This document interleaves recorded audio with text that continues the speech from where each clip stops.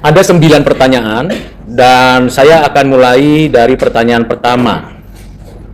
Pendekatan apologetika manakah yang digunakan oleh kelompok teologi reform? Apa saja yang membedakan pendekatan ini dengan dua pendekatan lainnya? Berikan penjelasan dengan disertai contoh. Nah, teologi reform yang berbasiskan pada ajaran Alkitab dan tentunya juga perkembangan dari pemikiran-pemikiran dari bapak-bapak gereja serta pengujian dari pengertian yang sudah disampaikan. Teologi ini solid dan bertanggung jawab atas semua pertanyaan-pertanyaan dari pihak luar maupun kegelisahan pengertian dari internal orang Kristen. Dalam berapologetika, teologi reform menggunakan pendekatan apologetika presaposisional. Presaposisional ini lebih banyak atau lebih sering dikembangkan oleh Cornelius Van Til, John Frame, dan hamba-hamba Tuhan lain, termasuk misalnya R.C. Sproul dan sebagainya, termasuk George Bunson. Apologetika presaposisional ini, berangkat dari keyakinan bahwa iman kepada Allah Tritunggal dan otoritas Alkitab dalam konstruksi sola scriptura merupakan dasar berpikir dan pengetahuan. Tentu hal ini berbeda dengan dua pendekatan yang lazim digunakan oleh orang Kristen lain, seperti pendekatan klasik dan pendekatan evidensial. Biasanya pendekatan klasik lebih menekankan pada rasio manusia sebagai titik awal menuju keberadaan Allah Tritunggal. Pendekatan ini menggunakan argumentasi seperti argumentasi kosmologis, sebab akibat atau causa prima, pendekatan teleologis, tujuan dari sebuah keberadaan, pencapaian dari sebuah keberadaan, akhir dari sebuah keberadaan, dan juga pendekatan ontologis, apa yang ada di dalam pemikiran. Nah, itu pendekatan klasik. Juga ada yang melalui argumen moralitas. Apa itu baik, mengapa ada kebaikan, kebaikan itu berasal dari siapa, dan bagaimana kebaikan itu mempengaruhi ukuran nilai dari seseorang menentukan baik atau jahat. Misalnya dalam menggunakan argumen tentang keberadaan alam semesta. Tidak memulai dari presaposisi, tapi memulai dari konsep kosmologis causa prima. Biasanya causa prima lebih dipopulerkan oleh seorang teolog yang bernama Thomas Aquinas. Matahari dari mana?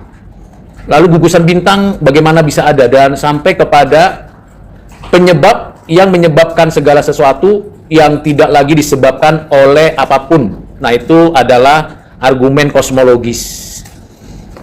Setiap orang punya standar namanya baik. Setiap komunitas etnis punya standar namanya baik. Mencuri itu tidak baik. Berdusta itu tidak baik. Memukul orang tidak baik. Entah orang percaya atau tidak orang percaya meyakini bahwa melakukan tindakan yang merugikan orang lain itu tidak baik. Nah, berdasarkan itu maka ditanyalah siapa yang menemukan dan menentukan standar baik pada diri setiap orang, pada setiap komunitas, pada tiap etnis. Entah dia sukunya baru mulai berkembang atau sudah lebih modern, tapi baik itu sudah menjadi sebuah standar yang walaupun bersifat subjektif. Nah, itu pendekatan klasik.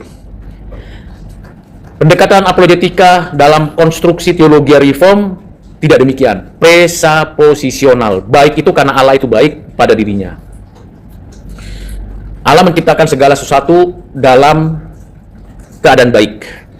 Nah, bagaimana dengan pendekatan evidensial yang fokusnya membuktikan segala hal, peristiwa, ataupun fakta dan data secara historis, secara ilmiah, keabsahan atau validitas sebuah temuan itu mesti ditunjukkan dokumennya, manuskripnya, termasuk perlengkapan dan peralatan yang namanya fosil atau juga artefak yang sifatnya arkeologis. Misalnya Alkitab itu benar, Alkitab memang ada dan bukan rekayasa orang Kristen, maka pendekatan evidensial akan memberikan data-data manuskrip perjanjian lama yang ditemukan lebih dari puluhan ribu. Manuskrip perjanjian baru salinannya, transmisinya itu lebih dari 5.000. Nah, dengan data dokumen artefak fosil ini menjadi pembuktian bahwa Alkitab adalah benar di dalam sejarah dan memang apa yang dituliskan dalam Alkitab itu benar. Namun kalau kita perhatikan di dalam teologi reform, pendekatan klasik dan pendekatan evidensial tidak lagi kita gunakan. Kita, para teolog reform, orang-orang Kristen, menggunakan pendekatan presaposisional. Sehingga menolak satu hal yang penting, bahwa apapun yang mungkin ditunjukkan, dijelaskan kepada manusia mengenai keberadaan Allah, manusia, dan semesta alam, tidak pernah bersifat netral. Jadi presaposisional itu menolak netralitas dalam memberikan argumen, karena memang tidak ada yang netral. Semua yang mencoba mengajukan keberatan, kesulitan, dan keraguan terhadap keyakinan kepercayaan orang Kristen selalu berupaya memulainya dengan presaposisinya. Contoh, ketika berbicara tentang moral, maka presaposisi dari orang-orang non-Kristen akan menjelaskan moral itu atau kebaikan itu dari keyakinannya sendiri atau dari peradaban budayanya. Sementara bagi kita orang Kristen, khususnya bagi orang Kristen yang memiliki kerangka berpikir teologi reform, maka standarnya adalah Allah Tritunggal adalah Allah yang bermoral. Contohnya, misalnya dituliskan cinta kasih Tuhan kepada manusia melalui hukum Taurat. Jadi kalau kita membaca kitab Keluaran pasal 20 misalnya, mengenai aturan-aturan yang Tuhan berikan dan dituliskan dalam loh batu, kita tahu bahwa itu adalah ekspresi cinta Tuhan kepada manusia. Ekspresi cinta Tuhan kepada manusia yang dituliskan di atas atau diukir di loh batu, bahwa memang Tuhan mengasihi. Kasih Allah itu yang menjadi presaposisi orang Kristen tentang moral, misalnya seperti itu. Jadi bukan batunya dengan segala tulisan yang ada, tapi yang paling penting kasih Allahnya yang membuat tulisan tentang 10 perintah Tuhan. Jangan ada padamu Allah lain di hadapanku, jangan membuat patung untuk sujud menyembah, jangan menyebut nama Tuhan Allah dengan sembarangan, ingat dan kuduskan hari Sabat, hormatilah ayah ibumu, jangan membunuh, jangan berzina, jangan mencuri, jangan berdusta, jangan mengingini harta milik orang lain, dan sebagainya. Semua aturan itu sebagai ekspresi cinta Tuhan kepada umatnya. Itu standar moralnya Allah Tritunggal. Jadi apa yang dinyatakan Tuhan itu bukan hasil konsensus atau konstruksi masyarakat, bukan sebuah penemuan dari masyarakat, tapi pemberian cinta dari Tuhan, perwujudan dari kebenaran dan keadilan Tuhan.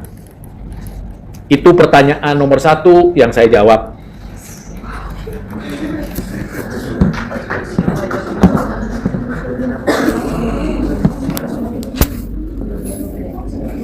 Pertanyaan kedua dan ke-9, jelaskan prinsip 4 kerangka kerja. 4 poin dari framework yang mendasar untuk cara pandang atau worldview orang percaya dengan lengkap dan utuh. Pertanyaan ini saya gabungkan dengan pertanyaan ke-9. Mengapa keempat elemen dalam kerangka pandangan dunia Kristen, penciptaan, kejatuhan, penebusan, pemuliaan, penting untuk memahami asal-usul, makna, dan tujuan hidup manusia secara utuh. Jelaskan pula bahaya yang muncul jika hanya mengandalkan Injil 2 pasal dalam pemberitaan dan pemuritan gereja masa kini.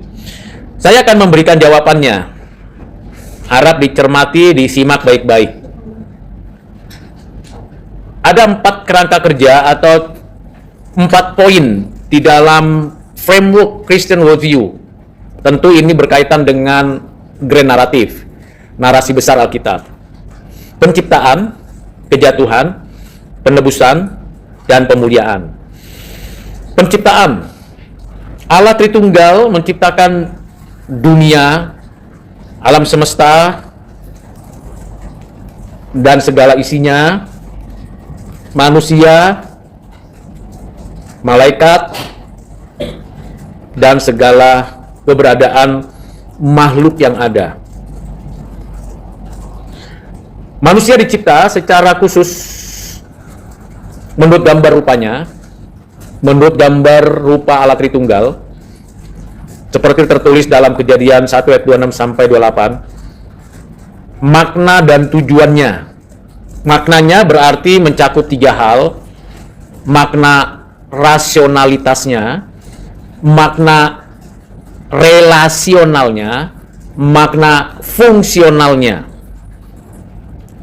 Ketika berbicara tentang makna rasionalitasnya, maka manusia itu diberikan kapasitas pada dirinya untuk berpikir, untuk mendeskripsikan apa yang ada di alam, apa yang ada di dalam keberadaan dirinya, dan menjelaskan secara sistematis dan lengkap.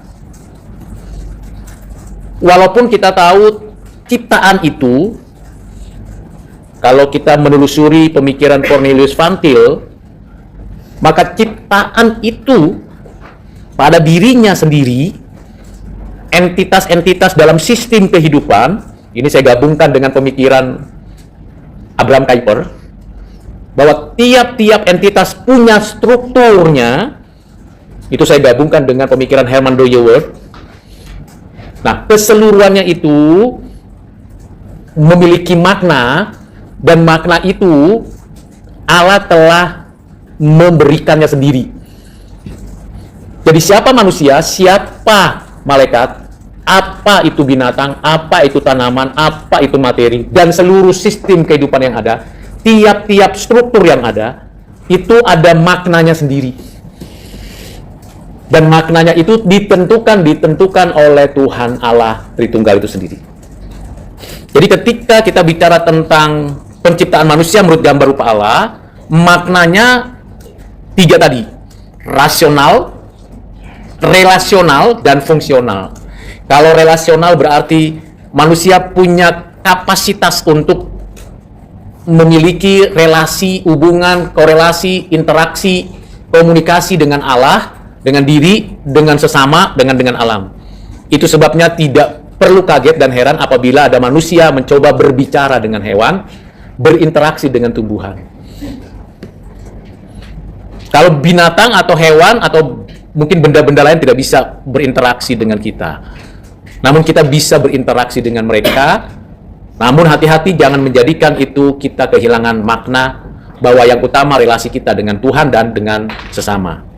Sedangkan makna fungsional seperti yang sudah dijelaskan di dalam Kejadian 1 ayat 26, 27, 28, bahwa kita dikaruniai oleh Tuhan sebagai penata layan, stewardship, penata layan atau co-creator atau seorang tuan atas bumi, untuk mengelola bumi, memelihara bumi, menjaga bumi. Melalui itu kita diberikan kapasitas memuliakan Allah. Itu makna. Dan tentu tiap-tiap ciptaan itu ada tujuannya. Tujuannya memuliakan Allah, menikmati Allah.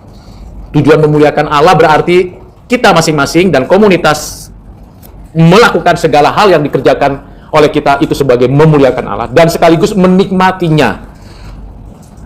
Itu bagian yang pertama berkaitan dengan prinsip framework. Yang kedua, kejatuhan. Kejatuhan Adam dan Hawa atas keinginannya sendiri dengan sadar dan dengan sengaja memberontak, menolak perintah Tuhan, bergeser dari posisinya sebagai ciptaan mau-mau menjadi pencipta dan menyingkirkan segala apa yang Tuhan sudah perintahkan, bahkan berkolaborasi dengan si jahat. Jadi titik awalnya mulai dari hati yang berbuat jahat, hati yang mau memberontak kepada Tuhan, hati yang mau menggeser posisi Tuhan sebagai pencipta, hati yang mau menentukan sendiri apa itu baik, apa itu jahat, apa itu benar, apa itu salah. Nah, pada titik itulah yang disebut namanya kejatuhan. Yang mengherankan, Allah telah mengetahui dan Allah tahu dan konsekuensi logis dari manusia diciptakan memiliki freedom, kebebasan, dan diciptakan sebagai makhluk berpikir dan berkehendak, maka konsekuensi logis yang Allah tidak kaget atas kejatuhan manusia, karena manusia bisa berbuat melawan dirinya sendiri, melawan Tuhan Allah penciptanya. Akibat dosa kita tahu, yaitu kematian, kerusakan total, ketidakmampuan total. Dampaknya baik terhadap diri sendiri, terjadi konflik, terjadi penyiksaan diri, terjadi pertikaian, saling menyalahkan antar sesama, dan kalau konteks sekarang KDRT, perceraian, pornografi, kemudian porno aksi, pembulian, body shaming, dampak-dampak internal maupun dampak-dampak keagamaan. Manusia yang tidak mampu total mencari Allah akhirnya menyembah ciptaan lain, menyembah buatannya sendiri. Itu dampak dari kejatuhan. Jadi kalau ada orang berdebat dan berdialog tentang mengapa ada orang yang menyembah ini dan menyembah itu, karena itu mesti presaposisi kita jelas. Manusia sudah ketidakmampuannya mengembalikan dirinya kepada Tuhan, itu tidak ada lagi. Itu kejatuhan. Sehingga aspek keberadaan manusia, baik secara pikiran, emosi, kehendak, dan segala hal apapun sudah dicemari oleh keberdosaan. Akibat dosa tadi kematian, dan kita tidak bisa pungkiri bahwa manusia akan meninggal dunia. Ketiga adalah penebusan. Penebusan ini tentunya di dalam rancangan kehendak Allah. Allah telah menetapkan siapa yang menebus dan siapa yang ditebus. Factum salutis. Ketika kita membaca Efesus pasal 1 ayat 3, 5, 6, 7, kita membaca Efesus pasal 2 ayat 8, 9, ketika kita membaca Yohanes 15 ayat 16, ketika kita mempelajari kisah Kejadian pasal 4, kitab Kejadian pasal 4 mengenai Kain dan Habel, kisah Nuh, kisah Ishak dan Ismail, kisah Yakub dan Esau, kita akan tahu bahwa Tuhan telah menentukan siapa yang dipilihnya, ditebusnya. Kristus datang, anak Allah yang tunggal itu, menebus umat pilihannya dari kuasa dosa. Penebusannya bukan hanya membawa keselamatan pribadi, tetapi juga memulihkan. Nah, kata memulihkan ini, kita agen transformasi. Jadi orang-orang yang percaya kepada Kristus, yang ditebus, yang dijadikan anak-anak Allah, secara langsung atau tidak, kita menjadi agen transformasi, memulihkan keadaan bumi yang berdosa. Kita tidak lagi ikut-ikutan melakukan kejahatan dan mencemari dunia. Penebusan hanya dilakukan di dalam Kristus, dimulai dari Taman Eden. Di Taman Eden, dalam Kejadian 3:15, Tuhan memulai dengan cara apa? Aku mengadakan permusuhan antara perempuan dan ular, keturunan perempuan dan ular, dan keturunan tunggal perempuan meremukan kepala ular. Kejadian 3:15. Sesaat setelah Adam dan Hawa berdosa dan diadili oleh Tuhan, sebelum diusir dari Taman Eden, Adam dan Hawa diberikan rencana penebusannya. Kejadian 3:15. Dan akhirnya kita bisa lihat mulailah sejarah penebusan, mulailah orang-orang pilihannya muncul, Abraham, Ishak, Yakub, para nabi, dan finalitasnya di dalam Kristus. Dan tentu nanti di akhirnya pada kedatangannya kembali kita akan melihat dan menyaksikan kemuliaan Kristus dalam keadaannya sebagai anak Allah yang tunggal dan keadaan kemanusiaannya. Yang keempat adalah pemuliaan. Di akhir zaman Allah menciptakan langit dan bumi yang baru. Nah, istilah yang dipakai di sana adalah memulihkan, memperbaharui. Jadi kita tahu bahwa pemulihan ini sifatnya bisa saja seperti membalikkan segala yang buruk menjadi semuanya menjadi baik kembali. Kita tidak tahu cara Tuhan bagaimana mencipta kembali langit dan bumi sehingga menjadi baru seperti yang ditulis dalam Wahyu pasal 21 ayat 1 sampai 5, tetapi bagi orang percaya, tiap orang-orang pilihan akan mengalami pemulihan. Nah, 4 poin inilah menjadi framework untuk berapologetika. Jadi kalau kita berhadapan dengan orang yang belum mengalami penebusan Kristus, kita tahu apapun yang dipikirkannya cenderungnya antroposentris, dosa, kejahatan, dan sebagainya. Namun kalau kita berapologetika internal antar orang Kristen tapi beda denominasi, biasanya lebih kepada cara tafsir yang kurang lengkap. Jadi kita tidak akan bermusuhan atau berbeda pendapat secara keintian Kristen dengan Katolika, dengan Karismatika, dengan Pentakostaka, dengan Gereja Luteranka dan sebagainya. Kita akan hanya ada perbedaan, tapi inti kekristenan kita tidak berbeda. Jadi berapologetika itu mesti kita lihat dulu, ini yang kita hadapi orang-orang yang percaya dengan aliran teologi yang berbeda atau orang non-Kristen. Kalau orang non-Kristen, kita mesti punya konsep bahwa mereka adalah orang-orang yang berada dalam posisi kejatuh. Jadi jangan kita gunakan pendekatan hanya konstruksi penebusan tapi kejatuhan. Ingat, dalam konstruksi kejatuhan ada namanya common grace. Dan di dalam common grace kita tahu all truth is God's truth. Segala kebenaran adalah kebenaran Allah. Untuk memperdalam pertanyaan yang kedua dan ke-9, maka saya ingin coba mengelaborasinya. Mengapa keempat elemen dalam kerangka pandangan dunia Kristen tadi itu penting? Jadi tidak boleh menjelaskan hanya penciptaan saja, hanya kejatuhan saja, hanya penebusan saja, hanya pemulihan saja, tidak boleh. Jadi tidak boleh dari 4 pilih 2 yang diceritakan, tidak boleh dari 4 pilih 1. Kita harus ceritakan, jelaskan 4-4-nya. Mengapa? Pertama, apabila memilih salah satu, atau salah 2, atau salah 3, maka kita tidak mempunyai keutuhan. Pengertiannya jadi terpecah-pecah, terpisah-pisah, dan menimbulkan salah pengertian. Kita akan kehilangan asal usulnya dan kehilangan tujuannya. Karena penciptaan tujuannya pemuliaan. Kalau kita berhenti di kejatuhan saja, maka kita tidak punya pengharapan. Tapi kalau kita ceritakan hanya penebusan saja, maka kita sering lupa bahwa kita orang berdosa. Oke, jadi keempat itu total mesti dijelaskan dengan lengkap, dengan utuh. Karena yang kedua adalah kita masih kurang bertanggung jawab secara biblical. Karena Alkitab bukan hanya perjanjian baru saja, penebusan dan penyempurnaan. Alkitab juga berbicara tentang kejatuhan dan penciptaan. Jadi jangan kita mengajarkan, menjelaskan tentang penebusan Kristus saja, bahwa ada loh kisah di mana penciptaan dan ada kisah di mana kita berdosa.